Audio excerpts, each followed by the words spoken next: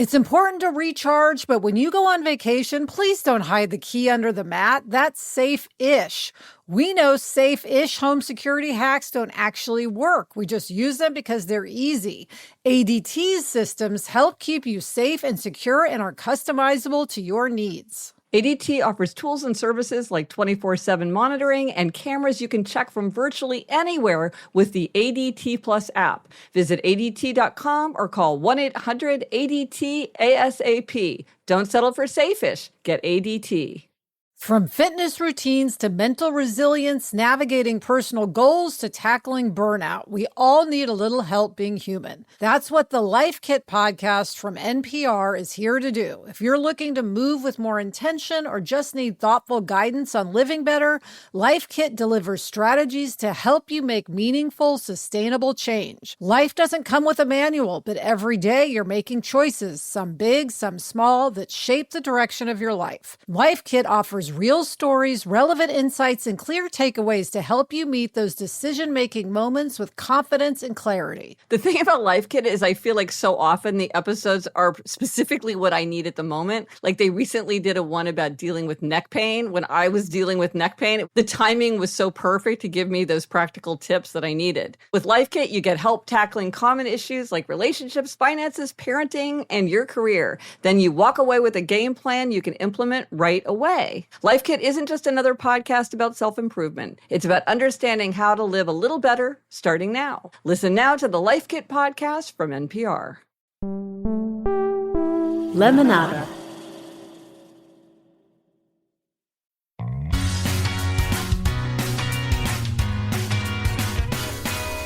Hello and welcome to Happier, a podcast where we talk about strategies and suggestions for how we can all live happier lives. This week, we'll talk about starting the 100-day countdown to the end of the year, and we'll share a hack for getting a source of great new material to read, and we'll make an exciting announcement. I'm Gretchen Rubin, a writer who studies happiness, good habits, human nature, secrets of adulthood.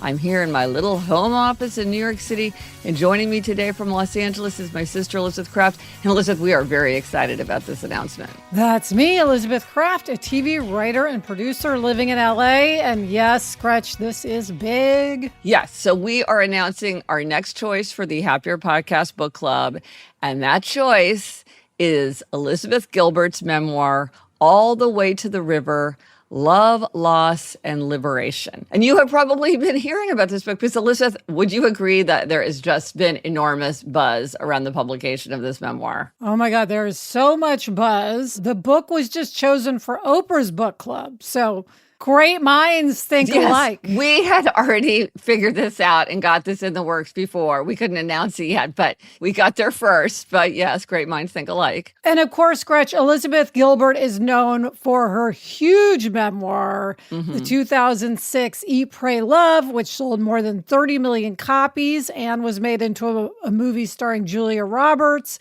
as Elizabeth Gilbert. She also has the great books Committed, Big Magic, which is all about creativity. Plus, she has novels like The Signature of All Things and The City of Girls. She gave a TED Talk that had more than 20 million views. So many people follow her across social media.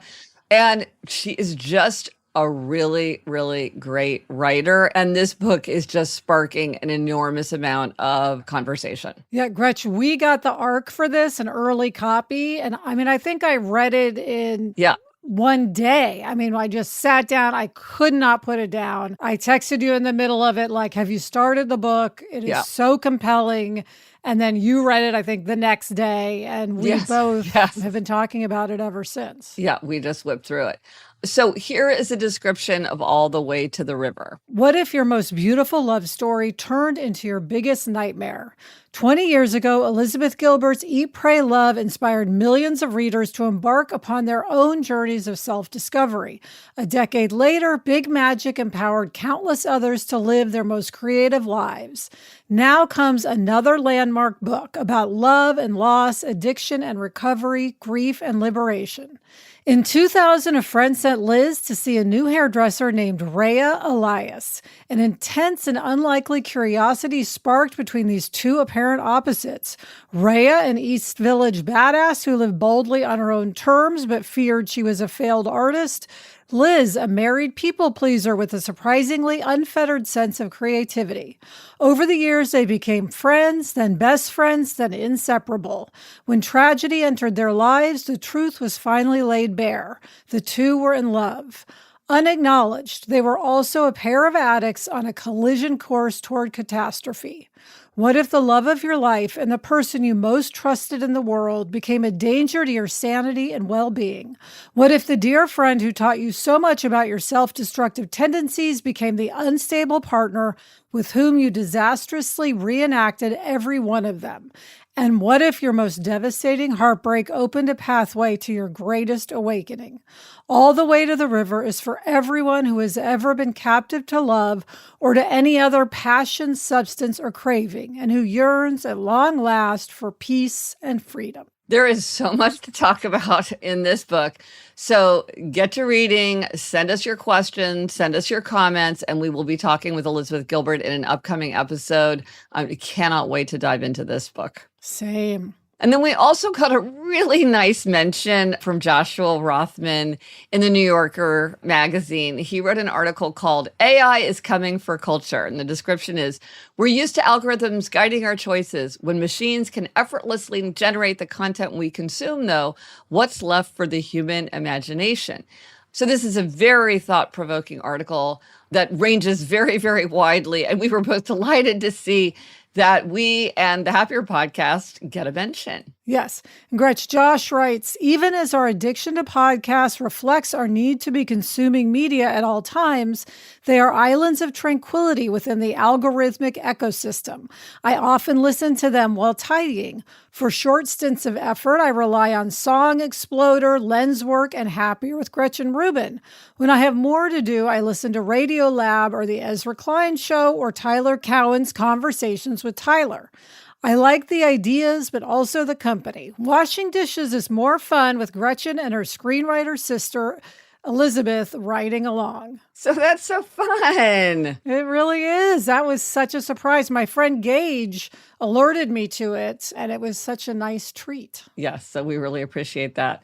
And finally, we got this note from Lily in response to episode 546's discussion about why we might embrace regret. Lily wrote, listening to your examples of learning from regret, I remember the week before my mom died. Her student came to our house to visit with her as she had stage 4 glioblastoma and was unable to have a third brain surgery to remove this tumor. It was nearing the end, and I had reached out to friends and family to give them a chance to write and say goodbye. Mary came over that night and after visiting, told me that she wished she had recorded videos of her grandma while she was alive. This prompted me to record one, laying with my mom and saying I love you to each other. She died a few days after, and I am forever grateful for this saved memory. This is a beautiful example how one person's expression of regret can really teach somebody in time to do something in a way that they're really grateful for. So that's a beautiful example from Lily. It really is. So this week, our Try This at Home suggestion is to start your 100-day countdown. September 22nd is the day when we will have 100 days left in the year until we hit the new year. And also, September 22nd is the last day of summer. So this is a day that I feel like has a lot of symbolic significance. There's a lot of power in the number 100. It's like 25, 12, 7. There's certain numbers that just have special power. So we have the day 100, we have the last day of summer, and now we're heading towards the end of the year. Yes. And we've both been reviewing our 25 for 25 lists and seeing how we're doing and focusing on things we want to make sure we get done in the next 100 days. 100 days is still a lot of time. 100 days is still a lot of time. And so we're not going to go through the whole list, but it is useful to review it and think, okay, and maybe there's some low-hanging fruit.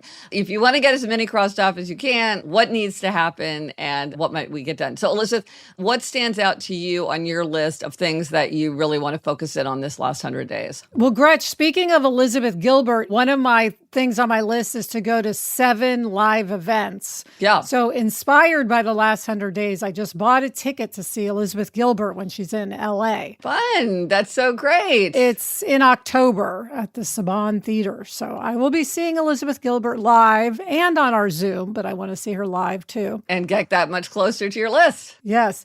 I still want to try Solid Core. That's the new workout place that's really close to me. I haven't gone. I only need to go once. So it's something I can easily cross off. I said that I think it should count towards your Orange Theory. I think you should allow that to meet the definition so that you get a double benefit from it, essentially. I think that's fair. I'm going to do that.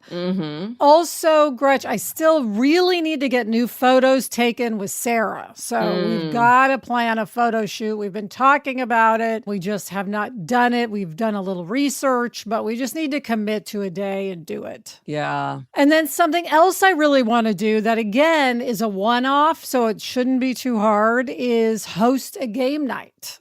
You know, I love playing games like charades and taboo. Yeah. And I really want to host a game night. So I got to do that. Well, this is a good example of sometimes it's just as hard to get ourselves to do something that's fun that we actually look forward to as it is for something that we actually really do not want to do, and something that's fairly easy and straightforward as something that's complicated and multi-step, like getting photos taken. Yes. They're both still lingering on your list, even though they sort of occupy a very different place. So this is why it's good to have a bunch of different stuff on the list. Yes. So I'm setting my sights toward these things, and I feel very confident that I will hit these targets. There you go. Absolutely. How about you? What are you focusing on? Well, on the idea that sometimes things that are easy and fun are hard, there are these iconic movies that I wanted to watch, and I haven't watched Frozen, Inside Out, or Boyhood. So I want to do those. I haven't visited the Earth Room, which is not that far from my apartment. I think it's literally a room full of earth, and you look at it and then that's it. So this is something I could knock out very quickly, but I haven't. I bet Eliza would go with you to that. That sounds like something she would enjoy. Yes, that's a really good suggestion. I'll turn it into an adventure together, and then we could just go and get a cup of coffee and look at the Earth Room. That's a good idea. Making photo albums. This is something that is really big and really arduous, but usually I do leave it towards the end of the year, and so I can do as much as possible, but I want to put it in my mind. And one of the things I'm thinking is maybe in my downtime between now and when I tackle that, I should be cleaning up my photos in my phone so that this is just requires less sifting through. And there is a way that you can have it automatically eliminate duplicates. And I need to look into that because, you know, when you have 15 people are like, oh, I took a bunch for you to choose from. I'm like, oh, no, now I have to sort through 15 ones to see which one my eyes are open in or whatever. I am behind on my watercolor postcards. I was supposed to do one a month. I have not. I've done some, but I haven't done them one a month. So I want to send some watercolor postcards. But I will say this, on the idea that we want to look forward and think about our to-dos, you also want to give yourself some to-dos. I launched that Since US podcast, which that got done. So I'm like, okay, I'm giving myself extra credit for that. That is huge, Gretchen. That is a huge undertaking, and it's so exciting. Yes, everybody listen to the Since US podcast. It's super fun. A new twist on the advice podcast that I'm doing with Lori Gottlieb. But then, Elizabeth, both of us have some things on our list where we're not going to be able to consider them done until the very, very end of the year, like our slow read of War and Peace. Yes. The whole point of that is it's going to take, I think we end a few days before December 31st, but it's basically going to take the whole year. So we have to keep it up. Yes, I am up to date on my War and Peace read to the day. There you go. Well done. And Orange Theory, Gretchen, as you mentioned, I have my 100 Orange Theory classes that I'm working to hit this year. That's not going to be done until the very end. That is a tough one. That's a tough one. That's going to be a nail biter. Okay. You know, I've been adding classes, but then something happens, like I go out of town and I miss. Yeah. Or my foot hurts and I don't want to strain it. So it's really tough, but I am working to hit that. I know. I'm in suspense. But then one thing I would say, another point about why it's so valuable to do this is it really can remind you of why you love to do something. Like if you did a game night, you might be like, oh, I want to do game nights all the time. It might remind you of how fun it is and then make it easier to keep going because you're reacquainted. So something that has been on my list for years, it's been a repeat thing, which is to work outside my office. I used to every single day take my laptop and work in a coffee shop or a library. And then I got out of the habit of it for years because I love my 3 monitors and just the nature of my work now is so much more do this, stuff like this. I'm not just writing by myself all the time. But I've really wanted to be going back to it. And so I have gone a few times to work at the New York Society Library, which is one of my very favorite places in all of the world. And I love it so much. And now that I've gone back a few times, now I'm aching to go back. Now I'm like every day, I'm like, oh my gosh, can I go? And I've timed myself. How long does it take to set up my extra monitor? No time at all, right? It felt like this big arduous thing, but I'm like, it's not that hard. But it makes me so happy. And so I'm very glad that I put it on the 25 for 25 list, because it is reminding me of something that I value so much, but I'd forgotten how much I valued it. And now it's very active in my mind again. Yeah, maybe you should arrange your schedule so that you always have Wednesday morning, you go to the library so you know not to schedule things. I know it's hard. It's hard. I know scheduling is life, and I would love to do that. And that's me being the monk. And I would love to be the monk. Maybe one day I'll get there. I hope so. Yes. And Gretchen, if people have stopped, forgotten, fell off of doing read 25 and 25, now is the time to get back to it. You have 100 days. Yes. You could just say, I'm going to read 25 minutes a day for the last 100 days of the year. Just start over.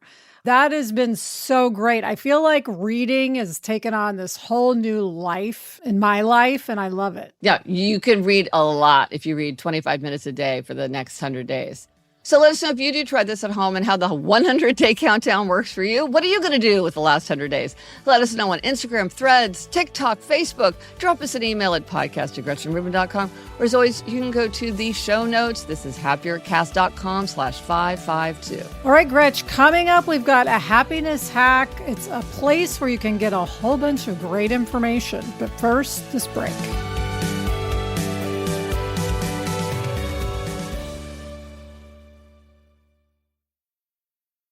Elizabeth, now that the weather is cooling down and the days are getting shorter, I just have this urge to make our spaces more cozy. And to make a space more cozy, Wayfair is the place to go. They have everything we need. I got some throw blankets because nothing makes a space feel warmer and cozier to me than having a lot of throw blankets. And what I love about Wayfair is I got them fast, free, and hassle-free. They have all kinds of essentials, everything from bedding and bath basics to storage for every space, kitchen essentials, work from home essentials. They've got everything. There's something for every style and every home. There's no need to shop at multiple stores. You can get everything at Wayfair. Cozify your space with Wayfair's curated collection of easy, affordable fall updates, from comfy recliners to cozy bedding and autumn decor. Find it all for way less at wayfair.com. That's WAYFAIR.com.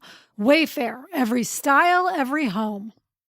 Elizabeth, now that I work with a team, I realize how hard it is to hire. It's hard to hire the right people, and it's extremely time consuming.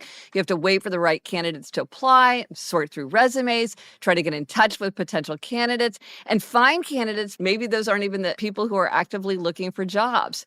Well, now the future of hiring looks much brighter because ZipRecruiter's latest tools and features help speed up finding the right people for every role, so you can save valuable time. And now you can try ZipRecruiter for free at ZipRecruiter.com/happier. And if you see a candidate you're really interested in, you can unlock their contact info instantly. Use ZipRecruiter and save time hiring. 4 out of 5 employers who post on ZipRecruiter get a quality candidate within the first day. And if you go to ZipRecruiter.com/happier right now, you can try it for free. Again, that's ZipRecruiter.com/happier. ZipRecruiter, the smartest way to hire. All right, Gretch, we are back with this week's happiness hack, which is Substack. Yes. You and I talk about Substack all the time because we do. I have a Substack newsletter with Sarah for Happier in Hollywood. You have a Secrets of Adulthood Substack newsletter. But a lot of people just don't know what Substack is. Yeah, I was at a dinner party the other night, and like this very sophisticated, well-read friend, we started talking about, oh yeah, do you follow that Substack? And he was like, what are you talking about? I have never heard of that. And it made me realize that not so much anymore, but there was a time when we started podcasting where a lot of people were like, what's a podcast? I don't know how to listen to a podcast. And we would go open up their phone, show them the app, and just say like, oh my gosh, there's this treasure trove of material. No matter what you're interested in or what you want to follow, there's so much there for you. It's really exciting because if you connect somebody with something that they're really, really interested in and engaged in, especially something that is very available, it's just a great feeling for both of you. It's like you with the audiobook or the Libby app when you're like, you can get this through your library card. Yeah. And it makes you feel so good. And it makes them feel good because they're like, I had no idea I had access to this. So let's explain what Substack is. It's a platform. So what is it? Yeah, Substack is an online platform. You can go to it by going to substack.com or the app. But the way most people use it is they sign up for a newsletter and then it comes straight to your email. So I get all these Substack newsletters that I love into my email, once a week, twice a week, however often. People can also send live videos, podcasts. Yeah. I like using the app. Whatever is your preference, you can get to the material that way. It's easier than it sounds, but it is a platform that directly connects creators with their audience. And so for writers like the two of us, it's a great way to connect with people through our writing. It's kind of the evolution of blogging in a way. People often have sort of a free tier where they offer some stuff for free. And then they often will have a paid tier where there's additional material, or maybe there's Ask Me Anythings, or there's live videos, or there's other kinds of things that might be behind a paywall or maybe are free. Everyone is a little bit different in how each creator sets it up. Yes. And this started in 2017, so pretty recently, but it has really grown in the last few years. I remember Eliza had a Substack and being like, what is Substack? I've never heard of Substack. And now, of course, half my life is like, what's happening on Substack? There is just so much great stuff. They also have a sort of Twitter-like feed. You can post what they call notes, which is very similar to Twitter was back in the day. Right, if you want to engage. But the thing is, it's just like audiobooks or just podcasts. If you're interested in fashion, there's fashion. If you're interested in true crime, there's true crime. If you're interested in politics, there's politics. If you're interested in science, there's science. If you're interested in George Saunders and his ideas about the short story, you can follow him. There is just a lot there for whatever is interesting to you. It's just a great thing to know about and to explore.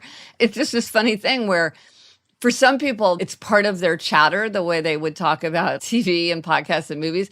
And then you run into the person who's like, I have no idea what you're talking about. So if that is you, check it out. And of course, be sure to check out the Happier in Hollywood Substack and the Secrets of Adulthood Substack, which are our Substacks. Yes. Which we highly recommend. Yes, we do. And ours has lots of information for aspiring writers. And mine, Secrets of Adulthood, it's Secrets of Adulthood, where I write a short discussion about an interesting secret of adulthood. But they're really fun to do. You and I both, I think, are very creatively energized by doing it, Elizabeth, don't you think? For sure. And now for listener answers. So we want to highlight some responses that we got from previous episodes. We got some interesting responses, and they kind of like fall in two groups. And the first one was people responding to episode 547. That's where we talked about beware the impulse to disengage. Yes, Sarah said, I love the recent episode on resisting disengagement. I used to have lots of anxiety about climate change and felt like there was nothing meaningful I could do. Things like recycling, whilst important, felt like a drop in the ocean. But over time, I took the decision to engage more deeply rather than ignore the crisis. I met with my elected representative, campaigned for policies at work to reduce unnecessary flights, and now I even work for an environmental charity setting up fixing factories, community repair hubs, helping people fix broken items instead of throwing them away. Choosing not to disengage has massively reduced my anxiety, plus it's gained me a new job, new friends, and a new sense of purpose along the way. That's exactly why engaging is valuable. And listen, we often talk about how action is the antidote to anxiety, and that is exactly what Sarah is describing there as well. Yeah. Nora wrote, I recently retired from public school service after after a 35-year career. I was blessed that it was able to meet my professional and personal needs throughout. I had been contemplating retirement for about 2 years when a job change for my husband sealed the deal. His new job was going to take us to the East Coast after living in the Midwest my entire life. The last several years, we had spent more time in New York City when my son was at Columbia Law School, but nothing more than a long weekend. This move was going to be a huge change. Although my husband had made the move, I didn't head out until about 6 months later in order to fulfill my school year contract. Even though I was comfortable with my decision and had the support of our 2 adult sons, I would still get pangs of worry, especially when someone would say, "Wow, that's a big change." Shortly before the move, I watched a reel of a young adult discuss how to spend her weekend when her husband was out of town. 1/3 was total alone time, doing such things as tasks around the house or scrolling social media. Another 1/3 of the time would be spent socializing on the periphery, like being at a coffee shop or library or shopping, and 1/3 of the time with friends. This model has helped me adjust to our new community. I spend some of my day solo, some of my day in activities that introduce me to new people, but no personal friendships yet, like pickleball, golf, and volunteering, and my evenings with my husband. He has to pick up the slack of the 1/3 socializing with friends since I haven't made those yet, but I'm hopeful. My husband and I spend the weekends exploring or catching up with acquaintances in the area. On the days I can easily choose to disengage, I keep this structure in mind. I don't follow it strictly, but it does keep me from binge watching, reading, or napping all day when I feel sorry for myself. So this is a very structured way to think about engagement. So you're not overwhelmed by the feeling like I just need to engage all the time, but you're making sure that you are spending that time getting out there and building those relationships in a new place, which is very, very hard. Yes, this is really smart. And then, Gretchen, we heard from a couple of listeners who talked about designing their summer with Mahjong. Yeah, Elizabeth, right up your alley. You're the Mahjong person. Yes, and another Elizabeth says, there are countless ways that you both have made my life happier. Thank you. Aww. But I've been especially thinking about you during my summer of Mahjong. I've always loved hearing about Elizabeth playing American Mahjong. In 2024, I found a teacher and organized a series of classes. Our group became huge and organizing it started taking up a lot of my time. Having awareness about my tendency reminded me not to take on too much and to ask for help. I also realized that the outer accountability of my fellow Mahjong players makes me happier because I now have a social hobby that is good for my brain, lots of new friends, and something fun on my calendar. It's hard to make plans with fellow moms, but having a standing Mahjong date makes it happen. I was dying to make big summertime travel plans, but right now that is challenging with small children. This year, I reframed staying home into my summer of Mahjong. During my summer of Mahjong, I, 1, planned a Mahjong tournament for 50 people. Wow. 2, read the new Mahjong book by Nicole Wong. 3, I love this, got a floating Mahjong table and played in the pool. 4, played at a Chinese restaurant with a Mahjong room with automated tables. They converted the tables to accommodate American Mahjong. 5, brought together friends, family, and fellow moms from school to learn how to play. It's much more fun to attend an event that includes an activity, especially for people who don't know each other well. Gosh, so many great ideas. Oh my gosh. So fun.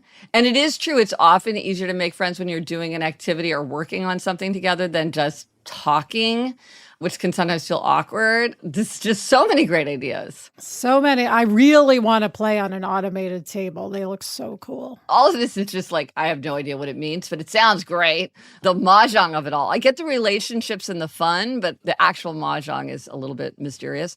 And then Amy wrote, I'm so excited. I just set up a reading and Mahjong retreat with my friend in Kansas City. We are going to do a field trip to the new Bam Bam Room, revisit the rabbit hole, and possibly try Winsteads for my first time, in addition to lots of reading, resting, and playing Mahjong. And it's within driving distance from my home in Nebraska. Well, it's a reading and Mahjong retreat. That sounds amazing. Amazing. And 2 of our favorite places, Kansas City and, of course, Nebraska. Yeah, we love Nebraska. That's where our grandparents are from. We love Winsteads. You got to go to Winsteads. It's so great. The rabbit hole is this amazing museum dedicated to picture books, which is fabulous and like nothing you've ever visited before. Yes. And if you're wondering, our favorite barbecue is Q39. That's true. She didn't ask, but I'll offer that. But we haven't gone to the Bam Bam room, Elizabeth. I haven't even heard of the Bam Bam. It's an intriguing thing. Okay, we'll have to look that up. Yes. Okay, coming up, I give myself a car-related demerit, but first, this break.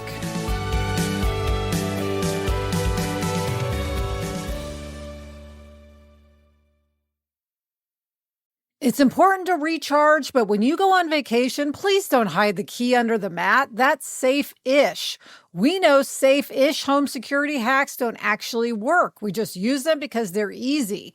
ADT's systems help keep you safe and secure and are customizable to your needs. ADT offers tools and services like 24/7 monitoring and cameras you can check from virtually anywhere with the ADT Plus app. Visit ADT.com or call 1-800-ADT-ASAP. Don't settle for safe-ish. Get ADT. Audible's romance collection has something to satisfy every side of you. I absolutely love romances. I always have. When we went to England and did our walking trip through the Lake District, Gretchen, I listened to a wonderful romance called You Are Here. It was so great to listen about the place and be in the place. And I could, listen while I was packing, listen on the plane. It just got me in the mood. Audible has thousands of titles, so you can listen to whatever audiobook you're in the mood for. You can find the book boyfriend in the city or another on the hockey field, or if nothing on this earth satisfies, you can always find love in another realm, perhaps with dragons. Your first great love story is free when you sign up for a free 30-day trial at audible.com/happier.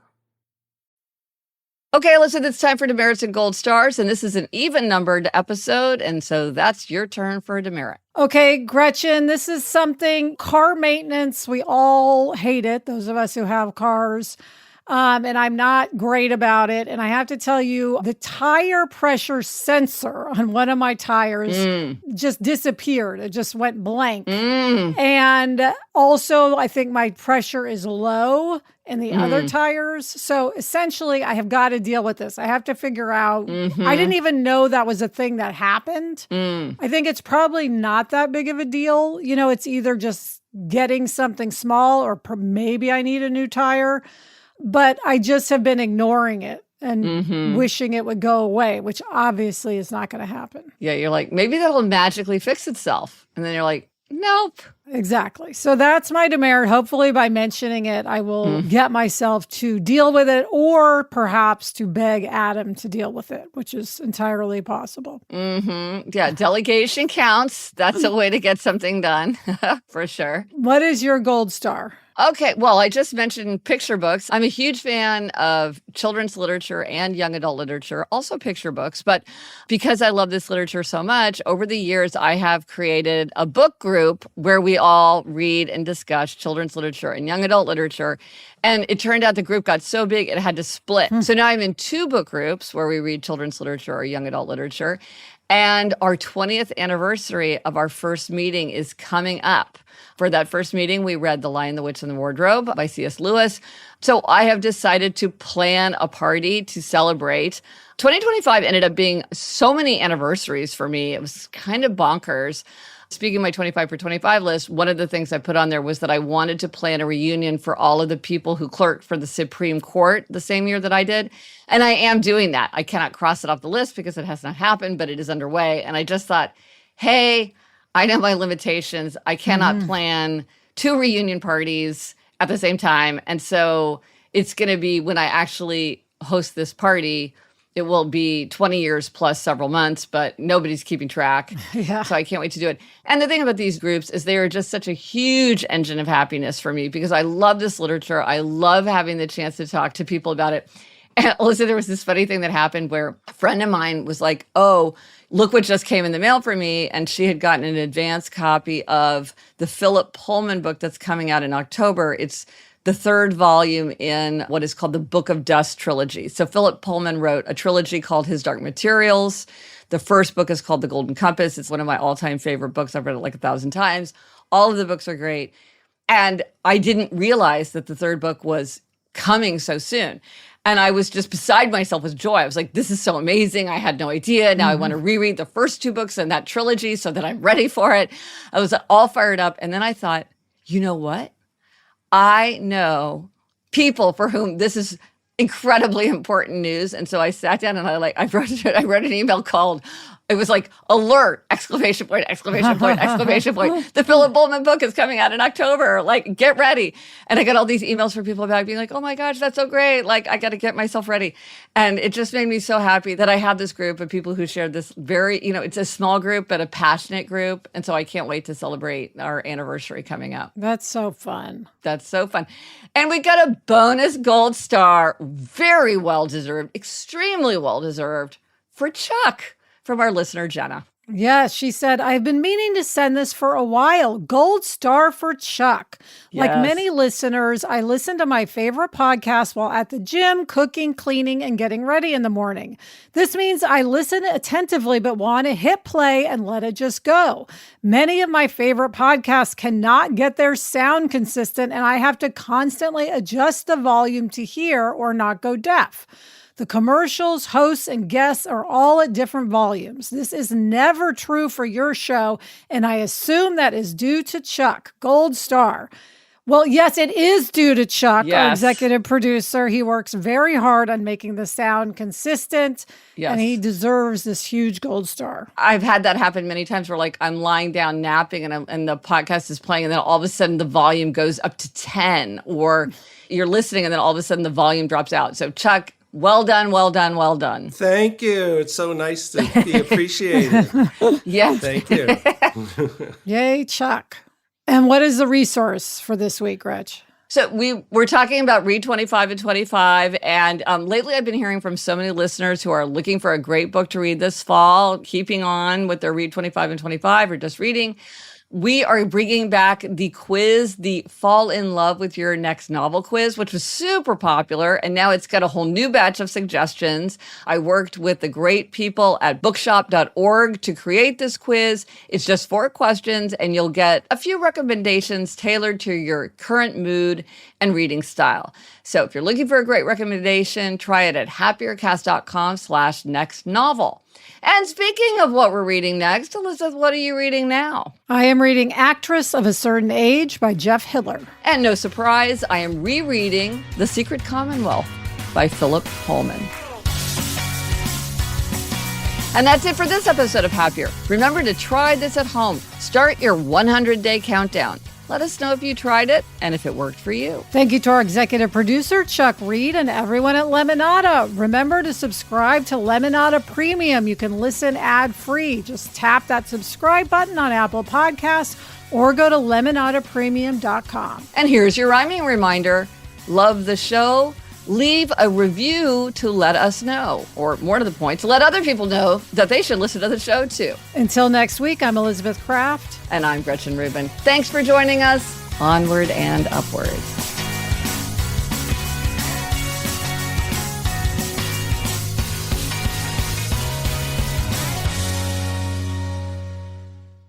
But Elizabeth, I can't even envision what a floating mahjong table is. Have you seen one of those with your own eyes? Yes. Well, not with my own eyes, but on TikTok, in the algorithm that has a lot of TikToks of people playing mahjong in the pool. It's like a square raft with a hard surface and with trays for your tiles. You have to look it up. Okay. But it looks very fun. It looks so fun. What a fun idea. Yeah.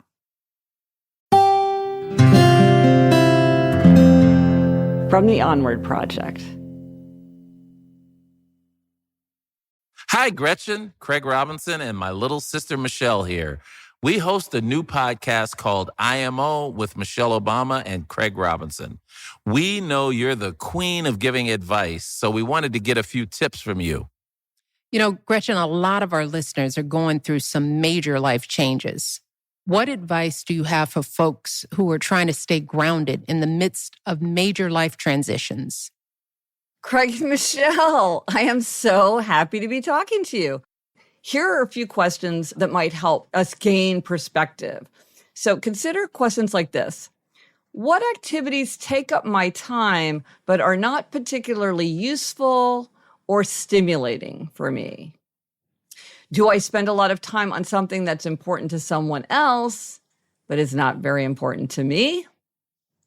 If I could magically change one habit in my life, what would I choose? And here's a question. Would I like to have more time in solitude, restorative solitude, or would I like to have more time with friends? Just thinking about questions like this can help us start to figure out how we might make our lives happier. With greater self-knowledge, we're better able to make hard decisions that reflect ourselves, our own nature, our own interests, our own values. In my own case, I have found that the more my life reflects my nature, the happier I get, and the more grounded I feel when I'm going through a period of major change or transition. For more great advice, search for IMO with Michelle Obama and Craig Robinson wherever you get podcasts. You can listen to Issa Rae on letting go of certain friendships, Kiki Palmer on why disappointment is actually the key to career success, Seth and Lauren Rogan on caring for aging parents, and so many more.